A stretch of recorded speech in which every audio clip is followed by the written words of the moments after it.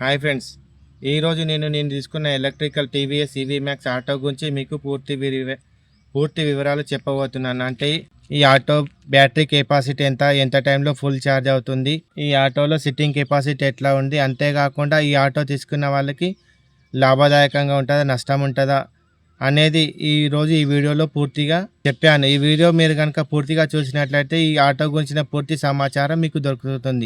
ఈ ఆటోలో బ్యాటరీ చూసుకుంటే మనం కూర్చున్న దాని కిందనే బ్యాటరీ ఉంటుంది. ఈ బ్యాటరీ ఏంటంటే 9 కిలోవాట్స్ లిథియం బ్యాటరీ. ఈ బ్యాటరీని ఫుల్ ఛార్జ్ చేయడానికి మనకు 3 గంటల 30 నిమిషాలు పడుతుంది. అంటే వేరే ఆటోలతో పోల్చుకుంటే ఇది బెటర్గా అనిపిస్తుంది. కాకపోతే 3 అవర్స్ మనకు వేస్ట్ అవుతుంది అని అనిపించవచ్చు. కానీ వేరే ఆటోలు చూసుకుంటే ఏంటంటే 4 గంటల 45 నిమిషాలు ఉన్నాయి, కొన్ని 5 గంటలు కూడా ఉన్నాయి. కానీ వాటితో పోల్చుకుంటే ఈ ఆటో ఛార్జింగ్ అనేది చాలా తొందరగా అవుతుంది. ఈ ఆటో ఏంటంటే మనం ఫుల్ ఛార్జ్ చేసినప్పుడు 179 కిలోమీటర్లు ఇస్తుందని చెప్పి కంపెనీ చెప్పింది.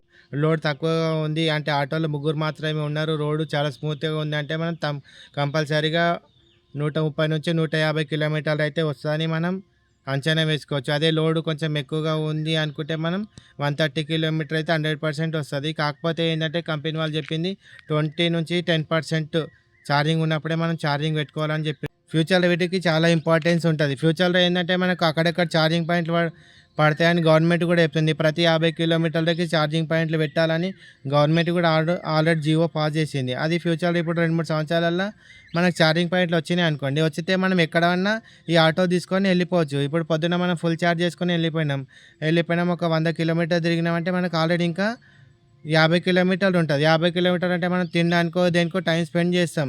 ఆ స్పెండ్ చేసిన టైంలో మనకి ఇది ఫుల్ ఛార్జ్ అనేది అయిపోతుంది. ఈ ఆటో పర్ఫార్మెన్స్ విషయానికి వస్తే ఈ ఆటోలో 3 మోడ్స్ ఉన్నాయి. Eco mode, city mode, power mode అని. అంటే ఈకో మోడ్లో ఏంటంటే మనకు 45 స్పీడ్ వరకు వెళ్తుంది. సిటీ మోడ్లో అంటే 60 కిలోమీటర్ల వరకు టాప్ స్పీడ్ వెళ్తుంది. అదే పవర్ మోడ్ చూసుకుంటే 60 నుంచి 70 వరకు అయితే వెళ్తుంది. కంపెనీ ఇచ్చిన 179 ఏంటంటే మనం ఈకో మోడ్లో వెళ్తేనే వస్తుంది. అదే సిటీ మోడ్లో వెళ్తే ఇంకా తగ్గుతుంది. అదే పవర్ మోడ్లో పెడితే ఇంకా తగ్గుతుంది. అది ఎట్లా తగ్గుతుంది అనేది మీకు వీడియోలో చూపిస్తాను చూడండి.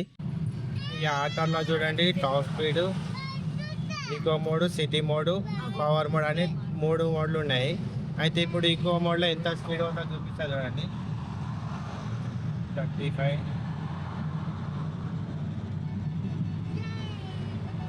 అంటే లాస్ట్ 45 వరకు ఉంటుంది.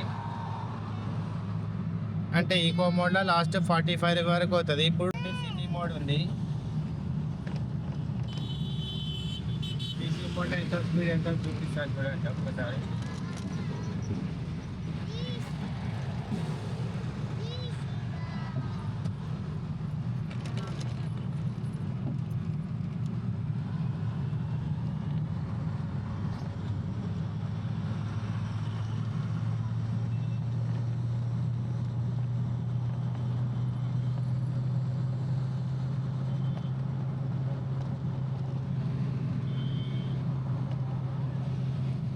సిటీ మోడ్లో ఏంటంటే మనకు మ్యాక్సిమం 60 వరకు వెళ్తుంది.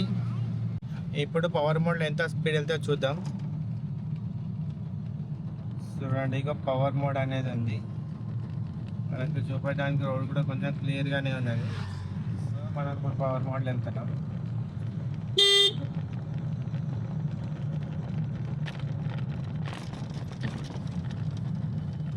చూడండి ఎంత తొందరగా పికప్ అనేది తొందరగా విత్ సెకండ్లలో కాబట్టి మనకు పవర్ పికప్ అనేది తీసేసుకుంటుంది. అది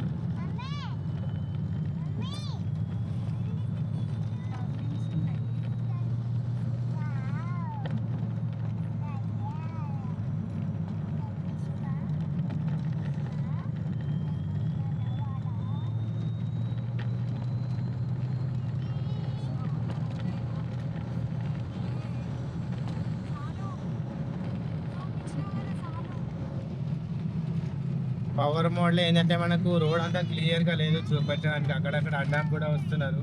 అంటే పవర్ మోడ్లో మనకు మ్యాక్సిమం 70 వరకు వెళ్తుంది. అంటే డౌన్ ఉంటే 80 వరకు కూడా వెళ్తుండొచ్చు, కానీ నేనైతే ట్రై చేయలేను. చూసారు కదా, eco mode, city mode, power mode. Eco మోడ్లో ఏంటంటే మనకు మ్యాక్సిమం 45 వరకు వెళ్తుంది.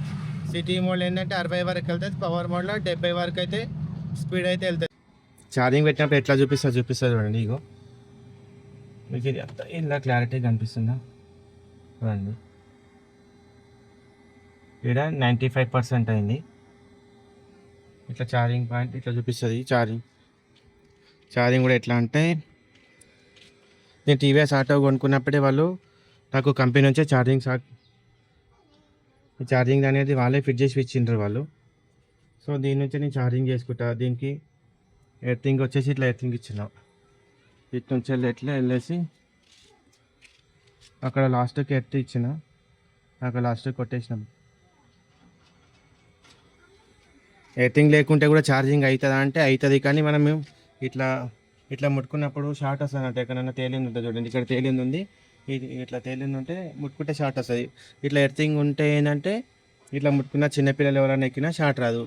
అదే ఇన్ కేసు ఎర్తింగ్ లేదనుకోండి, ఇట్లాంటి మూలలు ఉంటాయి కదా, ఇట్లాంటి మూలలలో ముట్టుకున్నప్పుడు ఇట్లా ఛార్జింగ్ పెట్టి ఉంటే ఇట్లాంటి మూలలు ముట్టుకున్నప్పుడు ఆటోమేటిక్గా షార్ట్ కొడుతుంటుంది, చిన్న చిన్న జన్ అని కొడుతుంటుంది.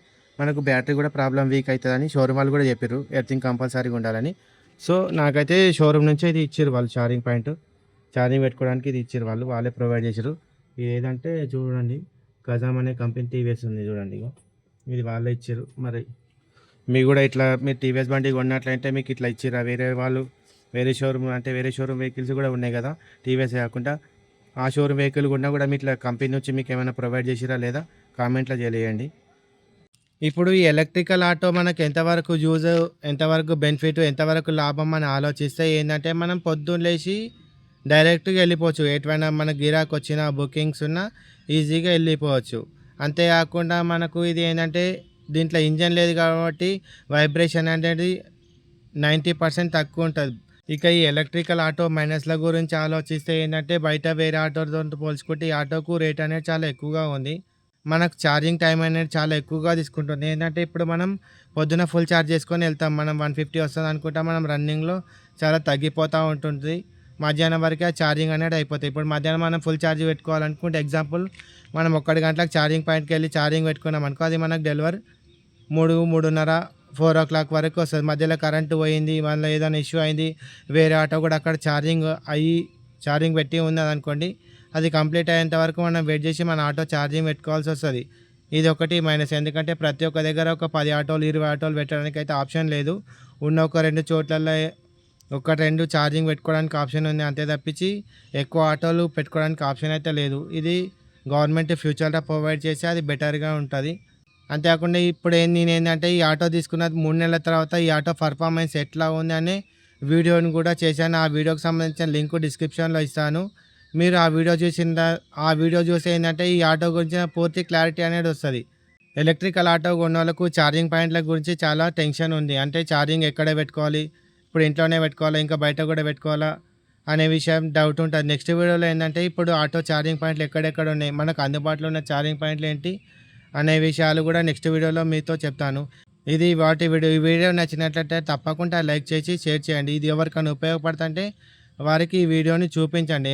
మరో మంచి వీడియోతో మీ ముందు ఉంటాను. నేను మీ బాలకృష్ణ.